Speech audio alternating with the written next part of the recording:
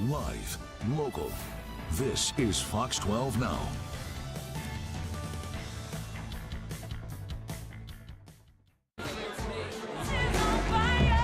Woo! Thanks, Griff. Hi, everybody. Good morning. Oh, should we start that again? Portland, hello! All right, that's better. Welcome. I can catch my breath. Whew. Welcome to the global epicenter of women's sports. My God, am I pumped to see each and every one of you. This has been a long time coming, or I say a long time, a couple months coming. It was a crazy idea when we started. It was one of those things where, well, first of all, I guess I should introduce myself. My name's Karina LeBlanc, for those who don't know me. Hi.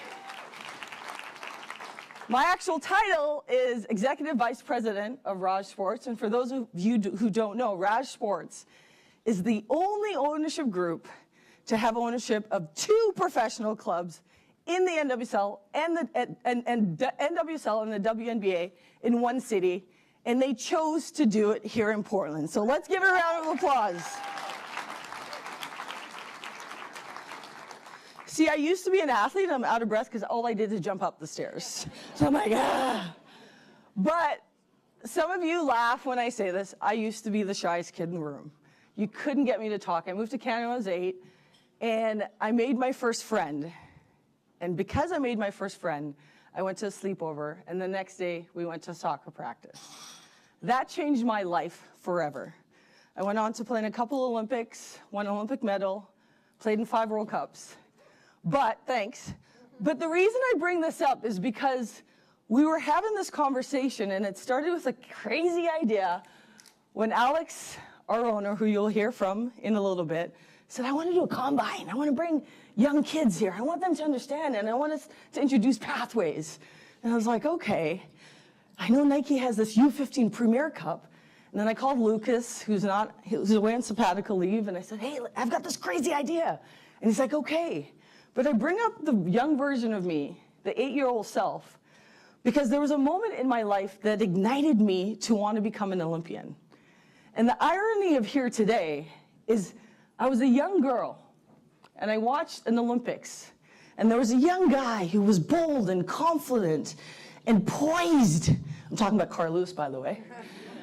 And I remember watching him on the television being like, wow. And I went from the shyest kid in the world to this kid who was like, maybe one day I want to be an Olympian. And then you fast forward to many years later, and then all of a sudden, in 1996, I saw a group of women, bold, strong, confident women, win gold, be authentically themselves, and they looked like me. And why I connect those two is because you have Carl Lewis, who planted the seed for me to be Olympian. And on that team was Dawn Staley. Woo! Who happens to be speaking here today. I know y'all are like, yo. And I remember having this crazy idea, which Alex planted, and I was like, I need to call another crazy person. And Tanya is who I called. I said, I need some great athletes. And together, we started to put this together. Together, we started to put the idea of bringing people into a room who are thought leaders, who are game changers, who actually want to make their lives matter in women's sports. And that's how each and every one of you came to sit at this table. Look around. Because in this room today, I don't want you to be here and be like, women's sports, that's great. I want you to think. I want you to learn. I want you to figure out, how can I lead a new way forward? How can I be a game changer like the incredible people you will hear on stage? But most importantly, I want you to be like me.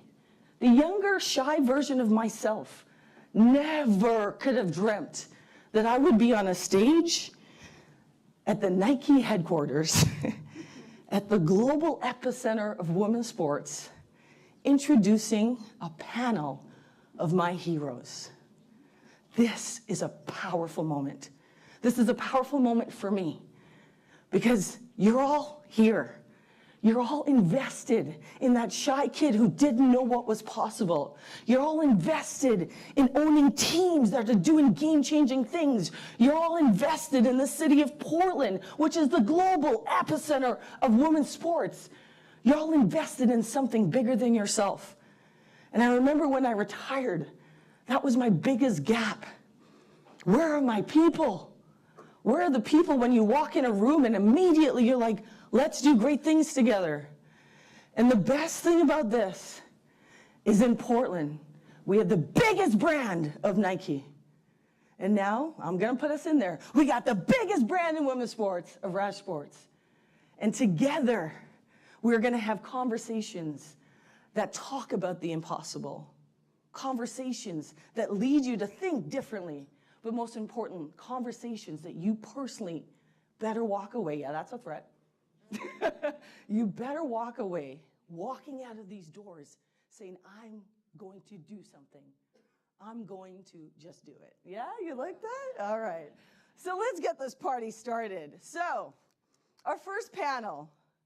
I'm actually going to ask all of our speakers to come up. Don't give them the hype yet, but I'm going to hype up the person who's going to hype them up. So if I can ask Lisa, Alex, Anne, and Sarah to come on up to the stage. And as I hype up everybody, Sarah, please come on up. Sarah's going to moderate this panel. Now, Sarah, you know, that's why I'm saying there's no average person on any of the stages. Our moderators are incredible, but Sarah, she's an Emmy and Peabody award-winning sports journalist, longtime ESPN powerhouse, and host of the iHeart Good Game with Sarah Spain, the first and only daily women's sports podcast. Sarah's the leading figure for many things in women's sports, using her platform to touch, to elevate, and to drive people forward. Get ready for a conversation because, yes, these are my bosses on stage, and I should hype them up, but I genuinely appreciate the leadership that they have. And then next to them is Ann Miller, where actually when I was like, yeah, here we go, she actually matched my energy. So this is going to be a conversation that will leave you thinking, make you understand that investment in women's sports is not just a random thing, but it's a powerful thing. So Sarah, take it away. Thank you. Ooh. Hi, everybody. And we're all on this stage, but I'm not going to ask a single one of them a question yet because we have a surprise guest that we're going to start with instead. The CEO of Nike, Elliott Hill. Elliott, how are you? Doing great. Thanks for coming. How are you? Hi, Elliott. Nice to see you. Hi, boss. How we doing? Hugs, yep. Okay, Yeah, great, hugs. great. Hold on, I got to give Ann a hard time. I actually had on the same T-shirt she's wearing. Luckily, I have some backup clothing because I had to switch. A lot of so that we people wouldn't are be wearing twins. it. Yeah. I'm in first. Yeah. Well, since you're here, and I know you're a busy man, I want to start with you. Well, everybody's busy, right? I am leaving tomorrow, though, so we are scrambling to get through the week. Leaving tomorrow, heading to Zurich for the Women's European Championship match on Sunday, so I'm excited. Exciting. Already broken so many records over there, which is so cool. It's just bigger than ever. Nike has very clearly been a longtime advocate for women's sports. I loved the tour this morning. I loved getting to see the Serena building and hearing about the Mia building and all the ways that you've been lifting up great women's athletes. Today's summit is about defining the opportunity that we have now, which is different than any other moment in women's sports. From your perspective, why is this moment so powerful, and why are you so interested in being a part of the future of women's sports? So before I jump into answering the question specifically, I just want to thank the two of you and RAJ Sports for hosting us here. We appreciate you literally pulling this group together, because it's these types of summits that brings the ideas and the innovation to help us move it forward. So huge thank you for hosting. Thank you to the city of Portland. I agree. I might be a little biased. It is the epicenter of women's sports, but a little biased. And again, welcome to all of you to the Nike campus. It's a real privilege and an honor to have all of you here. So if I had to, I would probably talk about momentum would be the one word, if I had to come up with one word, and I'll dive a little deeper on that. What I would say, there's always been those moments, and I go back to 1984 when Joni Benoit won the first women's marathon. Think about that, 84. Women weren't running in the Olympics, the marathon, and so she wins that.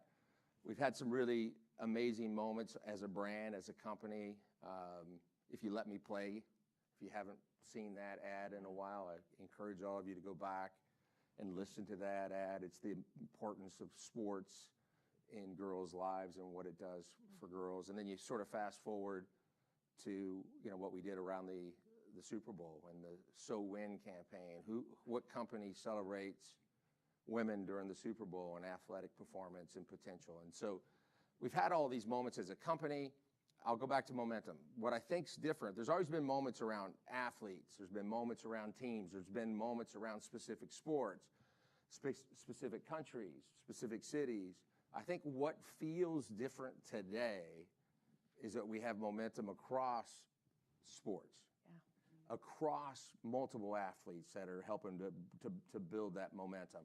I think there's countries. I mean, who would have thought European Championships? I lived in Europe for 5 years.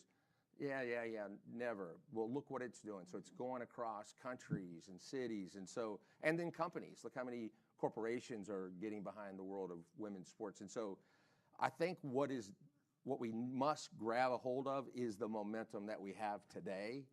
And I feel like it is a different time because of all the breadth of the momentum that we feel. And so that's my hope, wish, dream for this group, is that this group helps us find a way to harness that power, build upon the momentum so that, we're not sitting here another 10 years trying to figure out where we're going to take women's sports.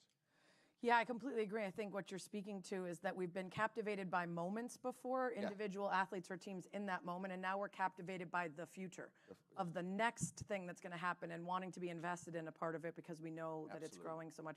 To your point about soccer over in Europe, I like to point out to people that women's professional soccer was banned for 70 years. If you're wondering why it took so long for them to catch up, that intention and understanding that history is so important to the conversations we have about why we have to keep restarting, because we don't acknowledge the past, that there's been intention behind holding us back. When I was living in Europe in '98, I was there for 5 years, and I still remember I tried everything not to be the American, right? I was trying to look at the world through European eyes, or at this moment, in that place and time. And I remember being in a brainstorming session on the game of soccer, football. How do you grow it? And I remember talking about women's sports, and I literally got laughed at. No way, no way, no way. And then, sort of fast forward to see where we are right now. It's incredible. So let's talk about Portland specifically. Why is this such a big deal for this city and women's sports to have RAJ Sports, to have these two teams and working in concert with Nike? Well, I think collaboration, I think, is going to be absolutely critical for us to accelerate the world of women's sports. And I think so the more people that we can get involved, and in this case, it happens to be a city, a company, two companies that want to come together. And by the way, let's hope we walk out of here with, 2 more and 10 more and 20 more. And I think that's what's so special. It's got to start from somewhere, and why not here in Portland, Oregon? Awesome. Well, I know you've got a lot on your plate, so we thank you so much for coming by, for chatting with us. Is there anything else you want to say about this moment and to the people in this room about what you expect from them today and moving forward when it comes to this partnership? I don't know. Here's what I'd say. Be curious. Ask questions. Don't be afraid to ask the hard questions. Have the dialogue, have the discussion, have the debate. More importantly, I think it's about commitment. And how do we collectively commit walking out of here? And, I talk a lot about the importance of sport. And if you think about the 4 billion women and girls in the world, we have an opportunity to inspire and invite them into the world of sport. And I think we're all firm believers that if those 4 billion women and girls are part of sport, fitness, the lifestyle of sport, I certainly think it'll help make their lives stronger, healthier, better. And so I guess be curious, ask the question, and most importantly, commit. And let's try to change the lives of 4 billion women and girls. Yes. So. Clap it up for that. Good. Thank you, Elliot. Thanks so much. I'll just shake your hand. Thank you. Thank you for being here. I hope our team takes great care of you. And if not, there's probably some people running around with swoosh badges. Grab them, and we'll make sure that you guys are taken care of. Thanks so much. Thank you. Yeah. That last bit is such a great point, because there's so much research that points to empowering women in sport and how that has economic outcomes, safety outcomes, health outcomes, everything else. Countries where women are empowered change the game.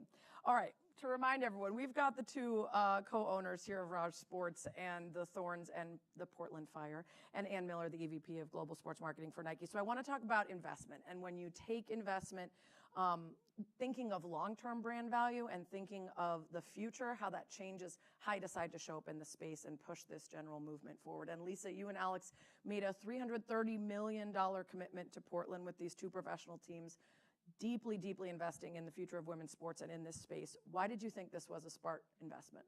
Well, first of all, I'd like to thank Ann and Nike, all of our friends here at Nike, for leaning into this Epicenter Summit. I think it just shows from the perspective that Nike, by Nike leaning in, it is showing their commitment to women's sports and also to Portland being the epicenter, global epicenter of women's sports. And our commitment is actually a family commitment. Our parents are here, Marta and Raj Bhathal also. Hey, Mom and Dad.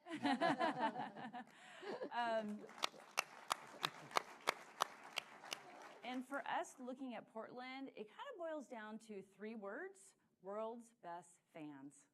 Woo! Portland really has the world's best fans. So we came up for a Thorns game a couple of years ago, and frankly, we're shocked and mesmerized at the magic that happens at Providence Park. You know, we came from the basketball world in Sacramento with our investment with the Sacramento Kings, and when you think of basketball arenas or hockey arenas, you're looking at, you know, 16 to 17,000. The average attendance for the Portland Thorns is over 19,000 for women's sports here in Portland. Yeah. And then when we look at with the Portland Fire and how we already have more than 12,500 season ticket deposits, and we are outpacing the Valkyries at the same time. Ooh, good competition. I smell a rivalry. We've been tracking. Yeah. But it just shows that this investment is about Portland, it's about the community, it's about everybody leaning in. And it truly is from the early days back in the 1970s and having the first LPGA tournament here in Portland, the global epicenter of women's sports. Yeah. So for us, it was a no-brainer. I love that origin story too, because I'm always talking about how the higher ups at the biggest media companies and other sport adjacent companies need to show up at women's sports, whether it's WNBA All-Star or NWSL Championship, to actually see the activations, the brand affinity that the folks who show up have. Because if you're just watching from afar, you don't really feel it. So you showed up in Portland, you felt it, and you were like, okay, we want in on this. Alex, obviously you have all built so many successful businesses, and you have this portfolio that you've already showed up in Portland with, but why women's sports and Portland as the next strategic opportunity to add to that portfolio? Well, I think it just adds to what Lisa said, is we've been in the business of sports for some time, dating back to our parents, and the origin of our mom being a female athlete herself. She was a golfer at UCLA and played different sports growing up. So they were they were game changers. Our dad's from India, our mom's a Californian athlete, and we never saw barriers and obstacles and preconditions to how things should be in business or in life. So when we saw an opportunity in women's sports, the emerging trends, whether it was from the incredible amount of gold medals that the female athletes are winning at the Olympics for the U.S., we're seeing what's happening in college basketball, the beginnings of growth in the WNBA, and then the famous trip up to see a Thorns game, and really the creation of the global women's soccer movement coming out of Portland. All of those factors, along with, I think importantly, media distribution, to your point. It's not unnatural for people to follow women's sports on TV. In fact, when the opportunity is there, people watch. And if the games are 11 o'clock on a Sunday, they're not going to get the high ratings. But the more games that are visible, the more games that are in prime time, it's proven the viewership is there. The viewership creates fandom. The attendance in the stadiums and the arenas creates fandom. The corporate activations and the realization of corporate America that you don't have to give 99% of your sponsorship dollars to men's sports. How about start allocating just a little bit over to the women's side, and you're actually going to get a much better financial return on your investment in partnerships. Talk about the merchandising opportunity. I mean, we're here at Nike, and merchandising is an important part of men's sports, of course. It's one of the revenue items. but the opportunities on the women's side can be so much greater if you integrate fashion and collaboration and innovation. And so all of those factors make us feel really strong that this is a place where we want to allocate capital, where we want to bring other stakeholders to the table. We've done a great job, I think, in bringing great partners with us, whether it's through the corporate partnerships, through our board. Sam and Anup are here. They've been and Richard, who are investors with us and on our board, and they've been along with us at RAJ Sports through both franchises.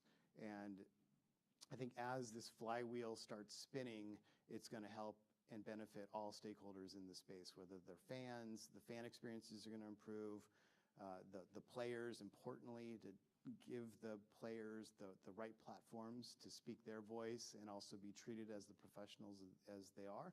And then all the different people who touch the business of sports are all going to benefit from the creation of a bigger market on the women's side. Yeah.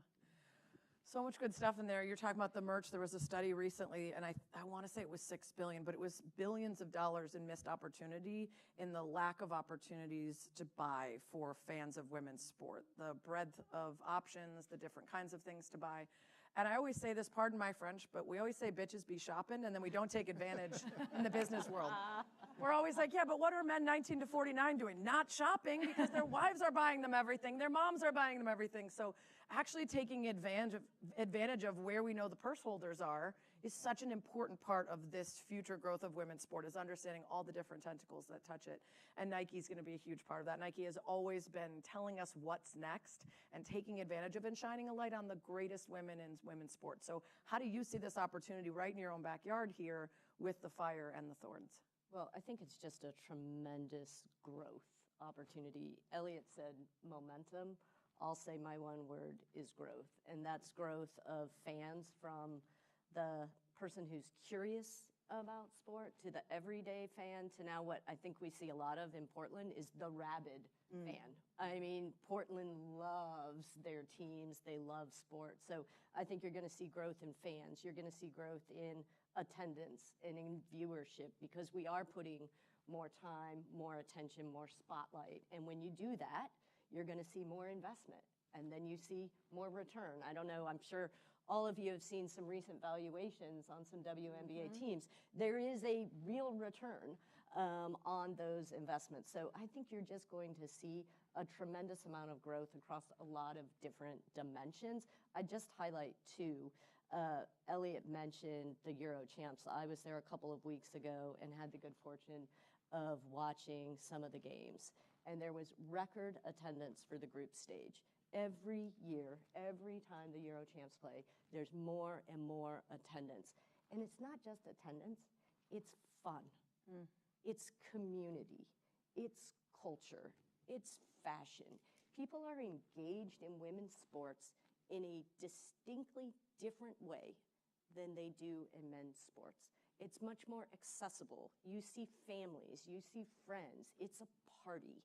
And that's what we saw last weekend at the WNBA All-Star. It was 96 hours of pure joy. 72 hours of it on Stud Buds. That's on Stud Buds, yeah. I wasn't going to bring it up, but yeah, Stud Buds was there, live streaming. I tried to avoid them. But it was fantastic. From youth clinics to a 3-on-3 tournament, to Nike's very own Natasha Cloud and Sabrina Ionescu winning the skills challenge and the 3-point contest, to the game itself. You could see not just the athletes having a good time, all the fans, everyone participating.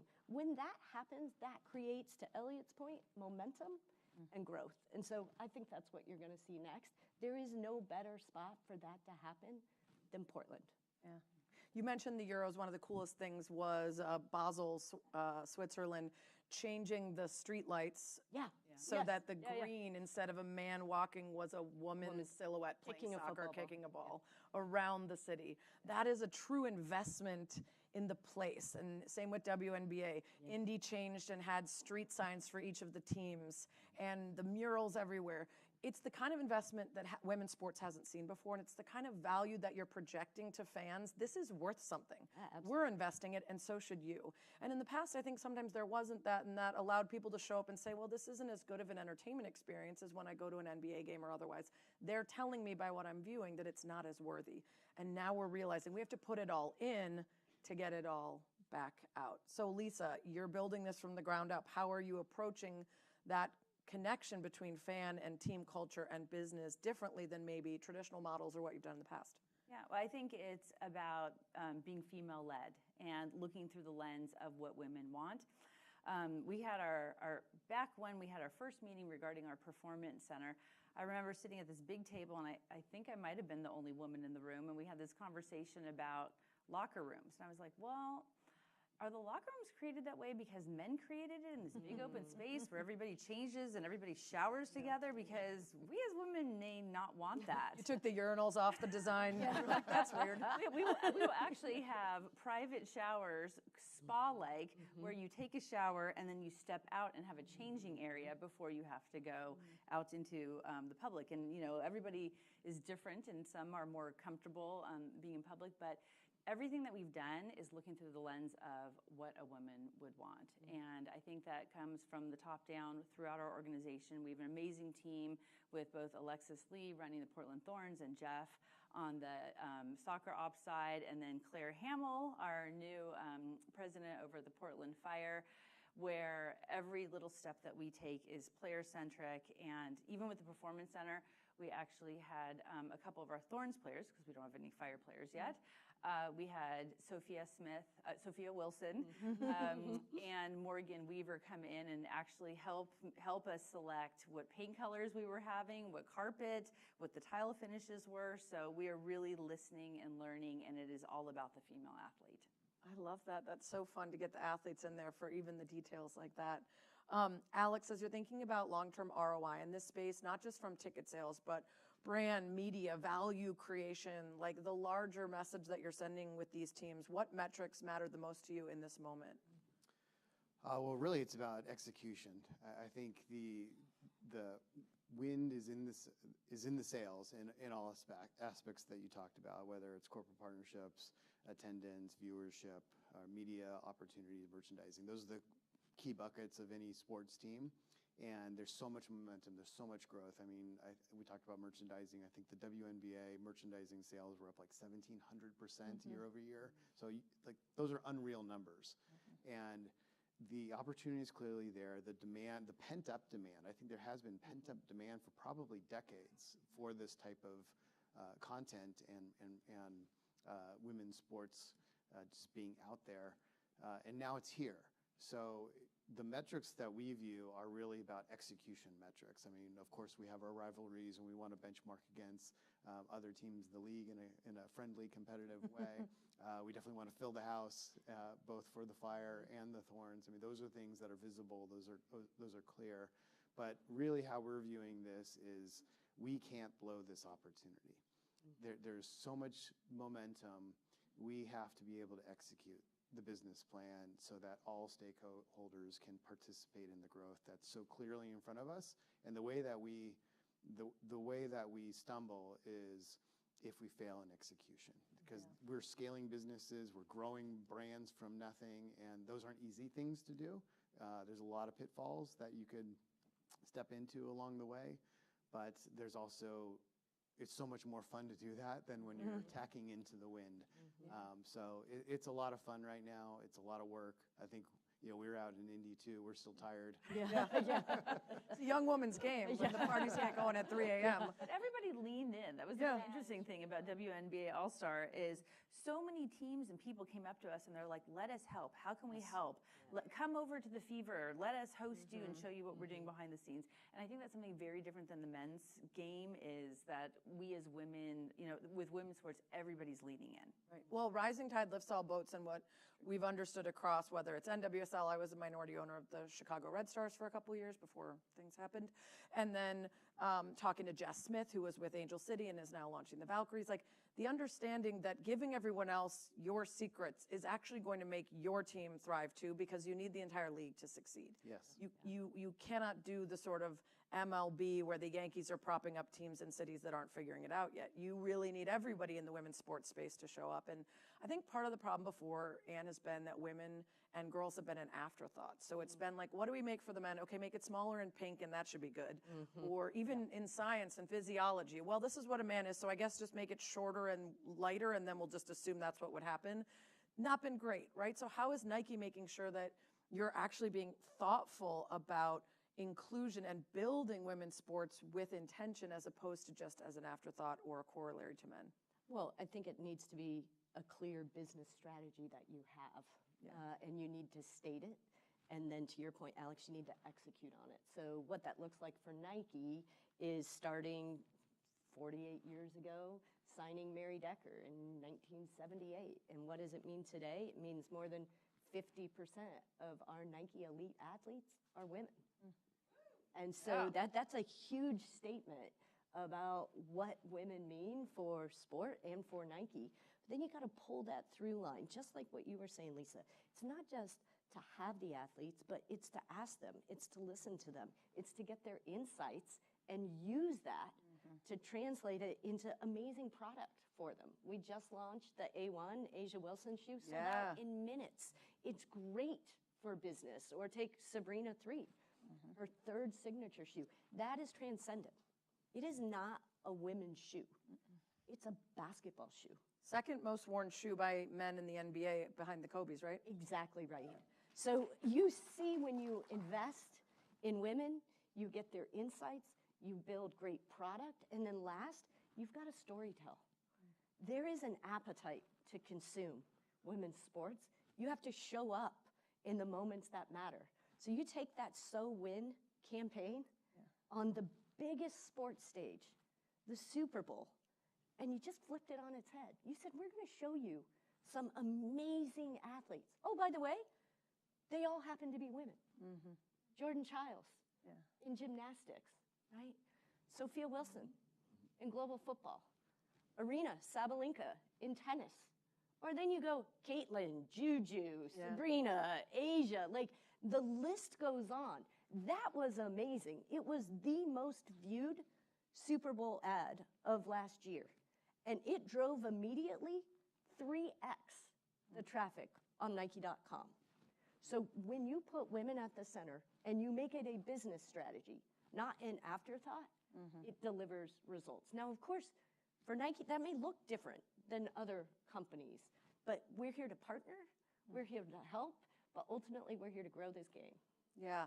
You know, when you talk about the actual connection between the ads and the actions, there is so much research now. We actually have the black and white data from places like Sports Innovation Lab and Wasserman and ESPNW and otherwise about the ways that fans of women's sport, whether men or women, interact with brands, and their brand affinity changes so much more as a result of their involvement with women's sports versus the men's side. How much women's sports influencers impact purchasing way more than the male athletes because of the relatability and the authenticity. Like, there's a million different metrics will tell you that this is the business to be in. And to your point about the intention, one thing I often see is women and girls become one word. Women and girls, women and girls. Not the same way men and boys. And it's great how much women's sports influence girls, but when we center them too much, we infantilize the leagues and make it harder for it to be cool for men to buy the gear and show up at the games because they're being told it's for little girls. So we really have to be thoughtful about that. And that's why I love that you highlighted these athletes that are not just about, oh, little girls can look up to them, but men are wearing their shoes. And it's across culture, which I think is one of the biggest stepping stones for women's sports in recent years, is not the pink it and shrink it, but make it something everyone wants to wear, the gear, and talk about the games and all that stuff. You know, Lisa, this group can be one of the biggest and most influential in the world because you own both teams, which is a rarity. You have a vision to center the athletes in all of that, which is so important. We hear so often from retired athletes how much they wish front offices would bring them in to talk about things. How do you work together with Nike and your other partners to make sure you do that?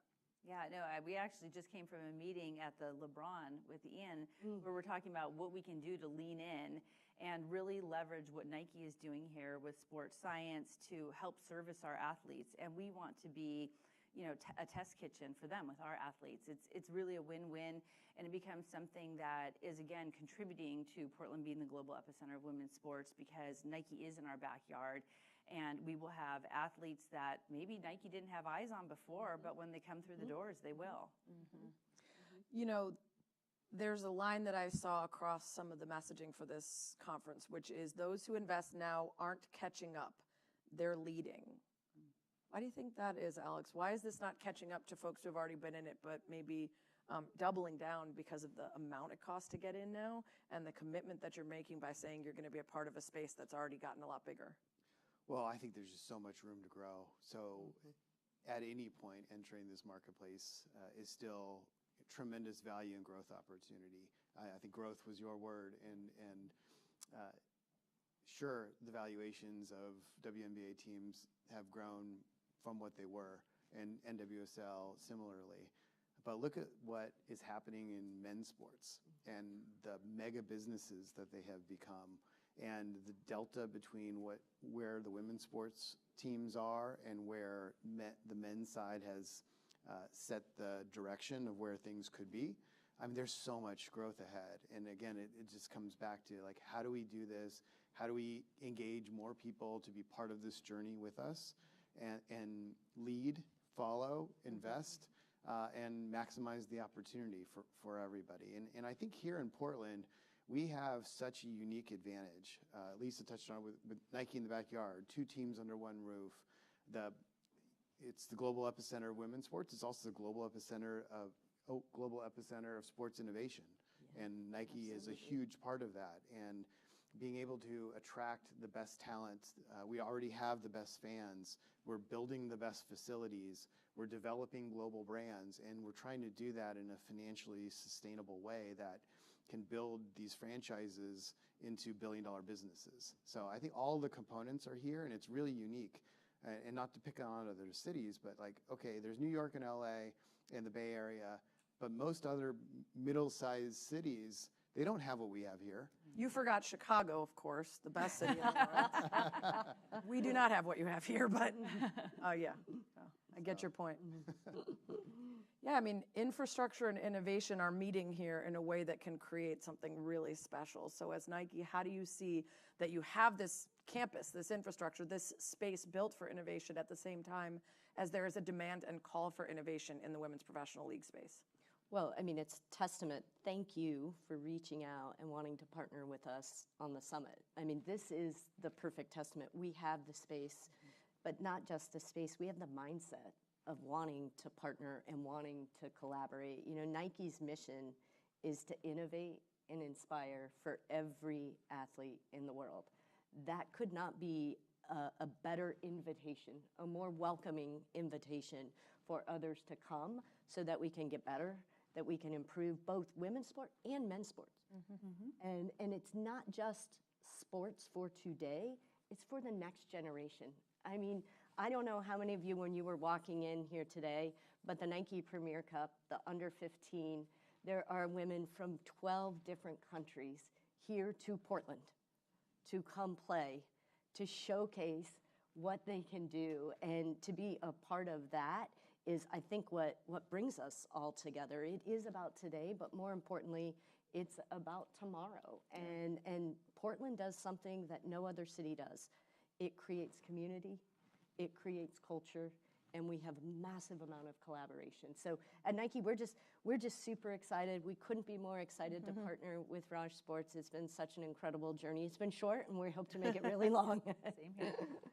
I want to talk about the facilities that you mentioned, Lisa, because a new $150 million state-of-the-art dual purpose with basketball and soccer facility that really shows the commitment that you have to professional women's sports and to making sure that the athletes that you're welcoming to this city are getting a first-class experience. What else can you tell us other than paint colors? Well, like you said, it's on 12 acres, 63,000 square feet, 2 full-size soccer pitches, 2 full-size basketball courts. We will have separate areas for both the Thorns and the Fire and their staffs, but we will have 2 areas that will be shared, and that is very much on purpose. So we have the dining room so that our athletes can get to know each other and learn from each other, form friendships, and just really have it as a hub of opportunity.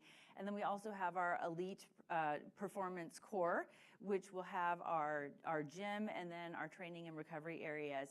And we'll have separate staffs and we have 2 sets of hot and cold plunge, 2 sets of everything. We have a wall that goes through the middle that can be removed because we aren't sure how the teams will feel. Yeah. But the idea is really collective alchemy. So it's this idea that by cross-pollinating ideas with recovery and training, we can really maximize the performance of the athletes and give them what they need.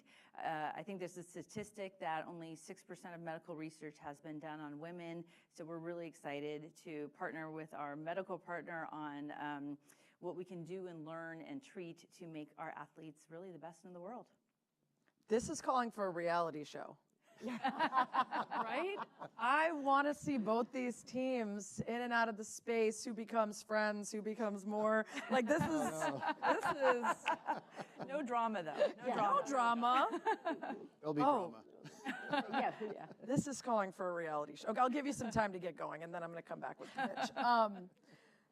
What stood out to me that I didn't know about it, and maybe, Ann, you could speak to this. I didn't know that there are 60 former WNBA players living here in Portland. What's the draw, and how do you then take that built-in history that you have here as you're creating something new? Well, I think the draw has been both Portland and Nike. Nike's always about sport, and having been a former athlete, I don't think it just leaves you when you stop playing. Maybe physically. Maybe physically. But, we talk all the time at Nike about having an athlete mindset, and that never ends. And so maybe you retire from professional, but many women need another chapter. And so Nike's really open, and we want to invite all people to come and to work. And we've had just the good fortune of having many former WNBA players be here. I think we attract a lot of different skills, a lot of different sports that come. And so for us, I think it's just a real opportunity to continue to listen and learn, but also to be competitive and to push. And most athletes, they want to win. Yeah. And at the end of the day, we come because we think we can make a difference. We think we can improve the lives of the next generation. We think we can make our worlds and our communities better. And so Portland's where it's at, and Nike wants to be a part of that. I think Karina mentioned it, like when you walk into a room like this, you're like, these are my people. And I think for women, and especially former athletes, that get out into the real world and they don't feel like they're around their people that they had in the locker room and on the court with them, getting to Nike or getting to a city like Portland that embraces women's sports so much feels like the place to be. Okay, before I let y'all go, I want to make sure everyone leaves this conference and every panel with some sort of call to action, some sort of feeling of what they're taking with them away from here. So each of you, what's your call to the leaders in this room? One thing you want them to think about or commit to or do differently after hearing this conversation. Alex? Show up. 80% of life is showing up, and be there for women's sports. All right. It's happening for the Thorns. We now want to see it for the Fire, right? Lisa? Yes. So I guess on that note, if you haven't already, please get your season ticket deposits in. Yeah.